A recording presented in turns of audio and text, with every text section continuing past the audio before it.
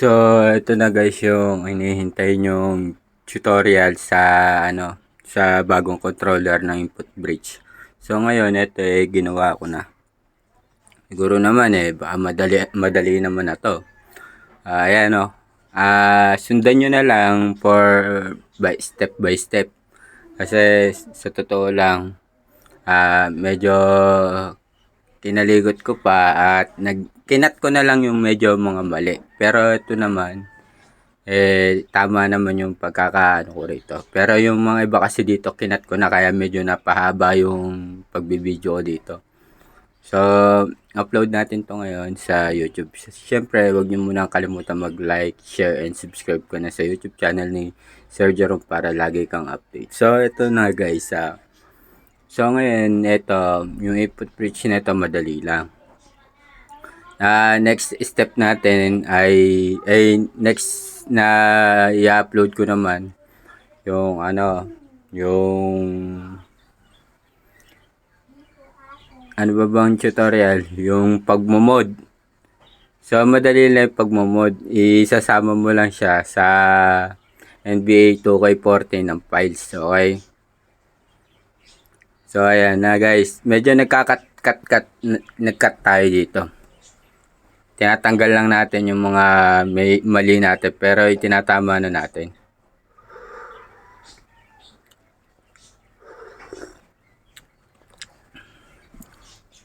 Ito yung sinasabi sa akin nung kagabi nung isa na IPK. Pero kung mapapansin nyo, nakalagay na NBA icon snap tsaka naka-download browser na input bridge profile na. Ayan na, pro information successful na daw.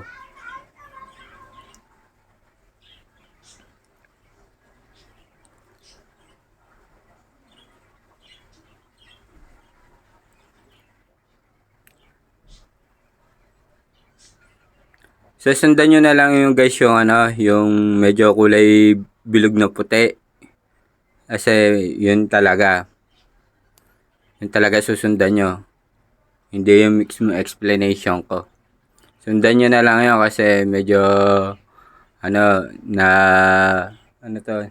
medyo naputol.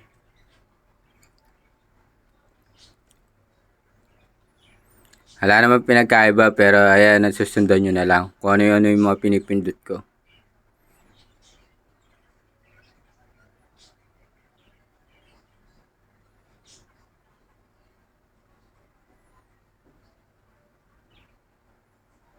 Ayan na guys, lumabas na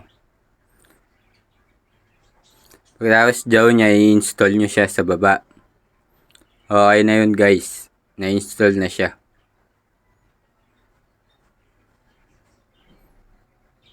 Kailangan kasi naka-enable to.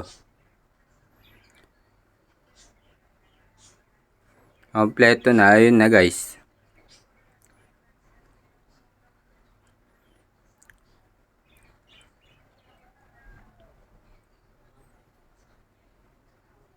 Ito, bara-bara lang yung ginawa ko na na container para madali.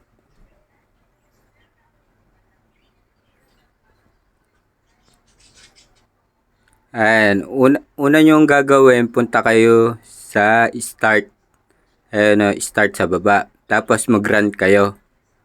Iraran nyo. Tapos, click nyo yung browser. Pagka-click ng browser, hanapin nyo yung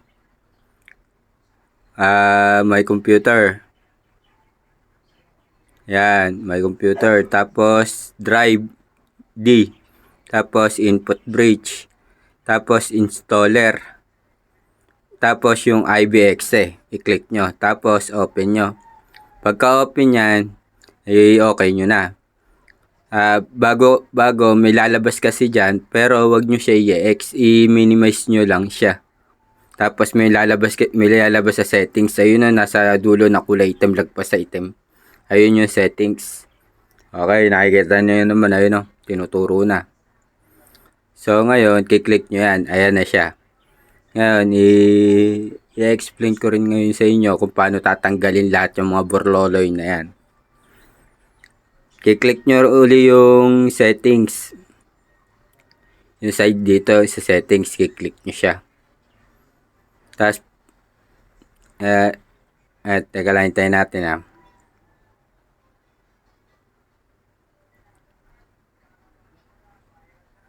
Medyo hindi ko kasi naikat dito, ayan, settings. Tapos, ayan, may settings din doon. Ayan, mapapansin nyo, may NBA icon. Ayan, settings. Diyan, pwede kayo ayan, merong create control elements. Dito, pwede nyo tanggalin lahat ng burloloy na yan, or pwede kayo magdagdag.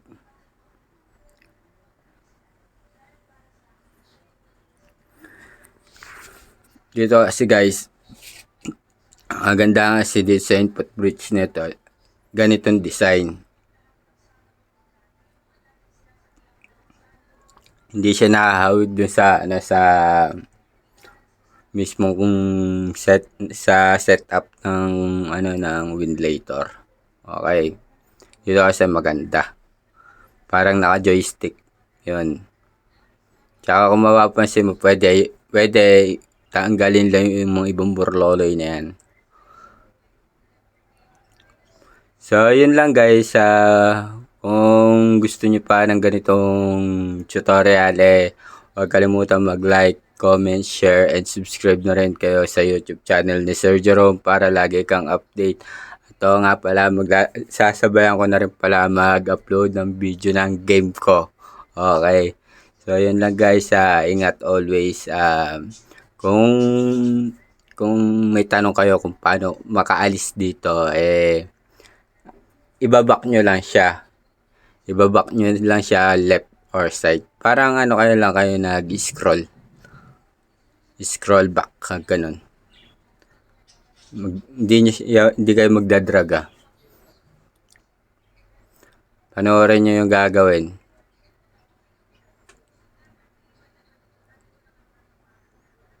Yan dyan guys, kasi ayos na yan. Pagka ganyan nakaayos na yung setup nyan, kahit magano-ano ka na, hindi ka na makakaalis dyan. Okay, ayan, ganyan na siya guys.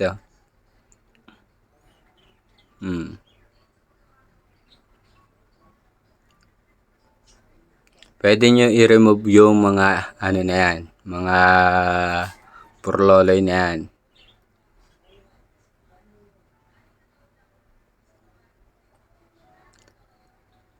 Click nyo lang yung mga dapat tanggalin. Ay, may makikita kayo, button remove.